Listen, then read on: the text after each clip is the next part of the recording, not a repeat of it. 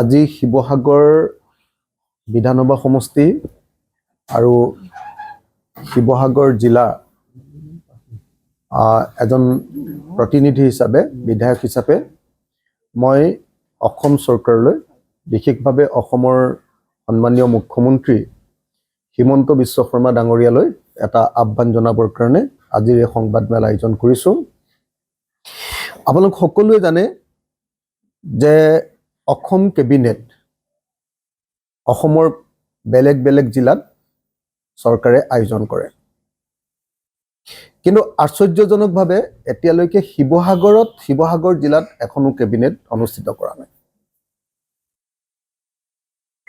প্ৰত্যেকখন জিলাৰ বিধায়কসকলৰ বা কোনোবা এটা সমষ্টিৰ বিধায়কৰ এটা ইচ্ছা থাকে যে যদিহে কেবিনেট বৈঠক সেই জিলা সদৰত অনুষ্ঠিত হয় তেতিয়াহ'লে জিলাখনৰ কিছুমান সমস্যাৰ সমাধান সেই কেবিনেট বৈঠকত কৰা হয়।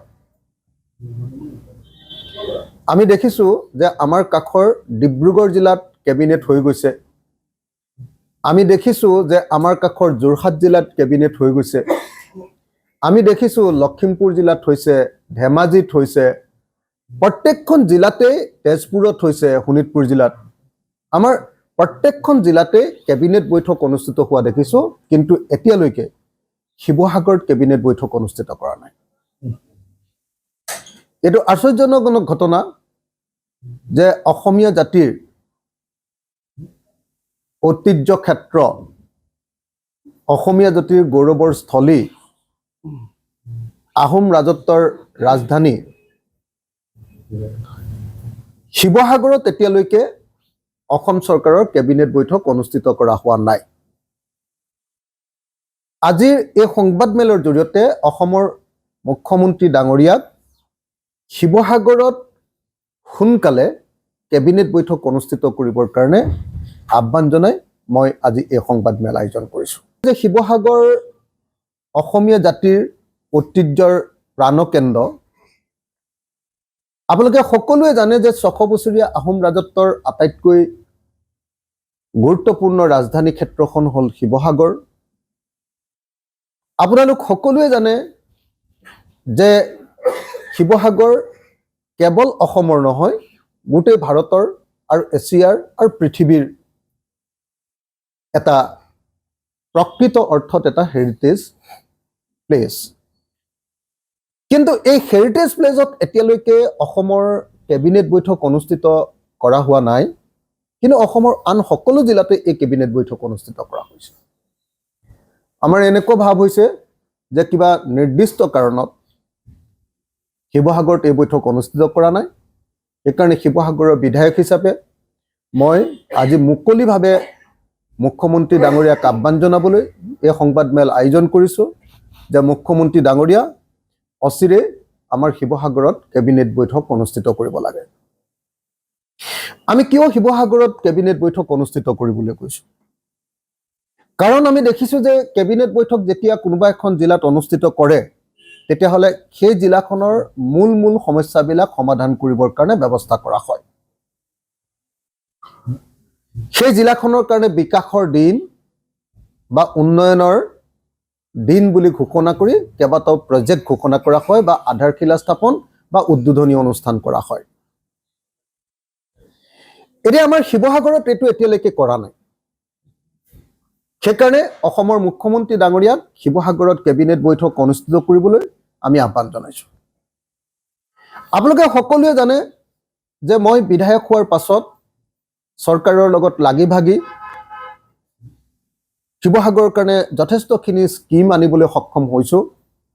যেনেকৈ ৰংঘৰ প্ৰকল্প সেইটো আনিবলৈ সক্ষম হৈছোঁ, টাই মিউজিয়াম সেইটো আনিবলৈ সক্ষম হৈছোঁ, ডিষ্ট্ৰিক্ট ষ্টেডিয়াম সেইটো আনিবলৈ সক্ষম হৈছোঁ। আপোনালোকে সকলোৱে জানে যে আমি শিৱসাগৰৰ কাৰণে প্ৰথমবাৰৰ কাৰণে মথাউৰিবিলাক, দিখৌ নদীৰ মথাউৰিবিলাক নিৰ্মাণ কৰিবলৈ সক্ষম হৈছোঁ। আপোনালোকে সকলোৱে জানে যে ইয়াত দুটা ডাঙৰ ৰাস্তা, এটা বিজি ৰোড আৰু আনটো দিখৌমুখৰ পৰা নাজিৰালৈকে অসম মালাৰ অধীনত ডাঙৰ ডাঙৰ ৰাস্তাও আমি আনিবলৈ সক্ষম হৈছোঁ। এনেকুৱা ধৰণৰ বৃহৎ বৃহৎ কাম কিছুমান, চাৰ্কিট হাউচটো আনিছোঁ, বৃহৎ বৃহৎ কাম কিছুমান আনিবলৈ সক্ষম হৈছোঁ। এতিয়া আমাৰ তাৰ পাছতো কিছুমান কাম থাকি গৈছে। এতিয়া 20 কোটি টকা আমি অলপ কেইদিনমানৰ আগতে সকলোৱে জানে যে আমাৰ শিৱসাগৰ পুখুৰী বা বৰপুখুৰীৰ কাৰণে তাৰ সৌন্দৰ্য বৰ্ধনৰ কাৰণে দিবলৈ সক্ষম হৈছোঁ। 10 কোটি টকা এটা আমাৰ যমুনাখন চাফা কৰিবৰ কাৰণেও প্ৰজেক্ট চেংচন কৰাইছোঁ। শিৱসাগৰ নগৰৰ আৰ্বান ৱাটাৰ ছাপ্লাই স্কিমৰ কাৰণেও আমি সেইটো পাছ কৰাই আনিবলৈ সক্ষম হৈছোঁ। এইবিলাক কাম আমাৰ হৈছে, কিন্তু আমাৰ কিছুমান বিশেষ কাম এতিয়ালৈকে হোৱা নাই। যেনেকৈ ধৰক ৰংঘৰ প্ৰকল্প আধাৰশিলা হ'ল, কাম আৰম্ভ হৈছে বাৰু, কিন্তু তলাতল ঘৰ প্ৰকল্প কৰিবৰ কাৰণে মুখ্যমন্ত্ৰীক বাৰম্বাৰ অনুৰোধ কৰিছিলোঁ। ৰংঘৰ প্ৰকল্প কৰাৰ সময়তো অনুৰোধ কৰিছিলোঁ, আৰু মুখ্যমন্ত্ৰীয়েও শিৱসাগৰত আহি তলাতল ঘৰ প্ৰকল্প লোৱা হ'ব বুলি ঘোষণা কৰিছিলে। আমি কেবিনেট বৈঠকৰ সময়ত যাতে তলাতল ঘৰ প্ৰকল্পটো আধাৰশিলা স্থাপন কৰাব পাৰোঁ, তাৰ কাৰণে আমাক কেবিনেট বৈঠক লাগে। আমাৰ শিৱসাগৰৰ দিখৌ নদীৰ ওপৰত 2খন দলং লাগে। আমি যাতে কেবিনেট বৈঠকৰ সময়ত এই 2খন দলং পাব পাৰোঁ। আমাৰ শিৱসাগৰৰ গোটেই জিলাখনৰ কথাই কৈছোঁ, ডিমৌ সমষ্টি, শিৱসাগৰ সমষ্টি, আগৰ পূৰ্বৰ আমগুৰি সমষ্টি, এই তিনিওটা অংশত ব্ৰহ্মপুত্ৰই যি অংশ চুইছে, এই অংশ সাংঘাতিক ধৰণে এতিয়া খহনীয়া হৈ আছে। এই অংশটোত আমি ৱৰ্ল্ড বেংকৰ স্কিম দিছোঁ, কিন্তু এতিয়ালৈকে পাছ হোৱা নাই। আমি আশা কৰিম, সেইটো আগবাঢ়ি গৈ আছে, আমি আশা কৰিম যে কেবিনেট বৈঠকৰ সময়ত আমাৰ শিৱসাগৰ গোটেই জিলাখনক ব্ৰহ্মপুত্ৰৰ পৰা ৰক্ষা কৰিবৰ কাৰণে আমি তাত বোল্ডাৰ স্পাৰ বা জিঅ' বেগৰ যিটো আঁচনি আমাৰ, সেই আঁচনিটো আমি যাতে তাত আধাৰশিলা স্থাপন কৰিব পাৰোঁ। শিৱসাগৰ জিলাৰ ডিচিৰ নতুন কাৰ্যালয়টো তাৰ আধাৰশিলা যাতে স্থাপন কৰিব পাৰোঁ। শিৱসাগৰ জিলাত আমাক শিৱসাগৰত এটা কনভেনশ্যন চেণ্টাৰ থাকে, তাৰ কাৰণে আমি যাতে সেইটো কৰিব পাৰোঁ। আৰু অসমৰ মুখ্যমন্ত্ৰী ডাঙৰীয়াক মই কৰা এটা অত্যন্ত গুৰুত্বপূৰ্ণ অনুৰোধ বহুদিন ধৰি কৰি আছোঁ, আৰু মুখ্যমন্ত্ৰী ডাঙৰীয়াই সেইটো সন্মতি প্ৰকাশ কৰিছিলে যে আমাৰ শিৱসাগৰ সমবায় বিশ্ববিদ্যালয়ৰ যিখিনি ঠাই, তাত এটা এডুকেশ্যন হাব হ'ব লাগে, তাত এখন ল কলেজ হ'ব লাগে, তাত এখন আপোনাৰ ইঞ্জিনিয়াৰিং কলেজ আমাক শিৱসাগৰত লাগে, আৰু তাত এখন নাৰ্ছিং কলেজ আমাক লাগে। অসমৰ মুখ্যমন্ত্ৰী ডাঙৰীয়াই মোক কৈছিলে যে ইঞ্জিনিয়াৰিং কলেজ তোমাক দিয়া হ'ব। আমি আশা কৰিম যে কেবিনেট বৈঠকৰ সময়ত আমাৰ শিৱসাগৰ জিলাত যাতে আমাৰ শিৱসাগৰৰ কাৰণে এখন ইঞ্জিনিয়াৰিং কলেজ, এখন ল কলেজ আৰু এখন নাৰ্ছিং কলেজ যাতে আমি লাভ কৰিব পাৰোঁ। আমাৰ দিখৌৰ ওপৰত যিখন পুৰণি আমাৰ ব্ৰিটিছ যুগৰ যিখন ষ্টীলৰ ব্ৰিজ আছে, ঐতিহাসিক ষ্টীলৰ ব্ৰিজ, সেইখন এতিয়ালৈকে সংৰক্ষণ কৰিব পৰা নাই। বাৰম্বাৰ কৈ আছোঁ, মুখ্যমন্ত্ৰীয়ে কেইবাবাৰো মোক প্ৰতিশ্ৰুতি দিলে, এতিয়ালৈকে হোৱা নাই। গতিকে সেই কামটো যাতে আমি কেবিনেট বৈঠকত কৰাব পাৰোঁ, তাৰ কাৰণে আমাক কেবিনেট বৈঠক লাগে। আৰু আটাইতকৈ ডাঙৰ কামটো যে শিৱসাগৰ নগৰৰ ৰাস্তা পদূলি তেনি ঠেক আৰু ড্ৰেইনেজ ছিষ্টেমটো খুব বেয়া। আমি অসমৰ মুখ্যমন্ত্ৰীক মই বহুতবাৰ কৈছোঁ, আৰু মুখ্যমন্ত্ৰীয়ে নিজেও মোৰ সন্মুখত স্বীকাৰ কৰিছে যে শিৱসাগৰৰ ৰাস্তা পদূলিবিলাক সৰু, শিৱসাগৰ একদম ঠেক-ঠোক। অন্য বহু নগৰৰ কাম কাজ আমি বিধায়ক হৈ থকাৰ আগতেই যিটো আপোনাৰ কি আছিলে স্কিম আছিলে, সেই স্কিমৰ জৰিয়তে আপোনাৰ চিটি ইনফ্ৰাষ্ট্ৰাকচাৰ ডেভেলপমেণ্ট যিটো স্কিম আছিলে, CIDF বুলি কয়, চিটি ইনফ্ৰাষ্ট্ৰাকচাৰ ডেভেলপমেণ্ট স্কিমৰ অধীনত কি কৰিছিলে, টাউনবিলাকৰ ৰাস্তা পদূলিবিলাক বহল কৰিছিলে। আমাৰ শিৱসাগৰৰ গোটেই ৰাস্তা পদূলিবিলাক বহল কৰিব লাগে, আৰু ড্ৰেইনবিলাক ধুনীয়াকৈ বনাব লাগে। শিৱসাগৰক নতুন আধুনিক নগৰ ৰূপে আমি গঢ়ি তুলিব লাগে। তাৰ কাৰণে মই অসমৰ মুখ্যমন্ত্ৰীক কেইবাবাৰো অনুৰোধ কৰিছোঁ। অসমৰ মুখ্যমন্ত্ৰীয়ে সেই ৰাস্তা পদূলিবিলাক বহল কৰাৰ ক্ষেত্ৰত সন্মতি প্ৰকাশ কৰিছে, কিন্তু এতিয়ালৈকে কোনো ধৰণৰ আঁচনি গৃহীত হোৱা নাই। কেবিনেট বৈঠক লাগে যাতে আমি শিৱসাগৰৰ ৰাস্তা পদূলিবিলাক বহল কৰাৰ এখন আঁচনিত অনুমোদন কৰিব পাৰোঁ।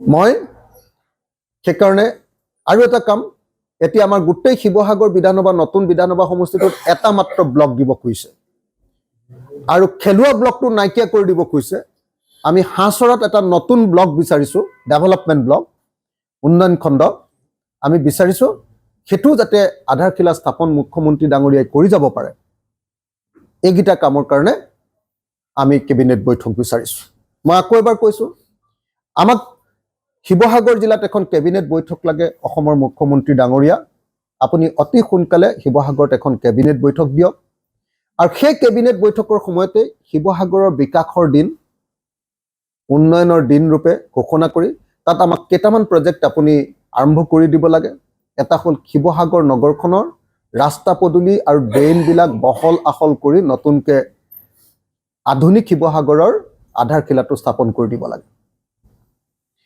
দ্বিতীয়তে শিৱসাগৰৰ আমাৰ তলাতল ঘৰ প্ৰকল্পটো আপুনি কৈ থৈ গৈছিলে ঘোষণা কৰি দিব লাগে আমাৰ দিশৰ ওপৰত দুখন দলং লাগে সেই দুখন দলঙৰ ব্যৱস্থা কৰি দিব লাগে আমাৰ ৰেল গেট দুখন তিনিখন মান লাগে সেই তিনিখন ৰেল গেটৰ ব্যৱস্থা আপুনি কৰি দিব লাগে শিৱসাগৰৰ কাৰণে আমি আমাৰ জয়সাগৰ পুখুৰীৰ কাৰণে এটা প্ৰজেক্ট লাগে সেই প্ৰজেক্টটো আপুনি আধাৰশিলা স্থাপন কৰি দিব লাগে শিৱসাগৰত এডুকেশ্যন হাব এটা লাগে ইঞ্জিনিয়াৰিং কলেজ এখন ল কলেজ আৰু এখন নাৰ্ছিং কলেজ আপুনি মোক স্পষ্ট ভাষাৰে এইটো প্ৰতিশ্ৰুতি দিছিলে যে এইটো দিয়া হ'ব কৰি দিব পাৰিম বুলি কৈছিলে গতিকে আশা কৰিম যে আপুনি আমাৰ শিৱসাগৰ কোঅপাৰেটিভ যিখন ইউনিভাৰ্চিটি আছিলে সেই ইউনিভাৰ্চিটিখন যিহেতু আপুনি বন্ধ কৰি দিলে সেই মাটিত আমাক এটা ডাঙৰ এডুকেশ্যন হাব দিয়াৰ ব্যৱস্থা কৰিব লাগে আৰু ব্ৰহ্মপুত্ৰৰ পৰা ৰক্ষা কৰিবৰ কাৰণে আমাক ৱৰ্ল্ড বেংকৰ প্ৰজেক্টটো কেইবা শ কোটি টকাৰ আমি প্ৰজেক্ট দি থৈছোঁ সেই প্ৰজেক্টটো চেংচন কৰি দিব লাগে আধাৰশিলা স্থাপন কৰিব লাগে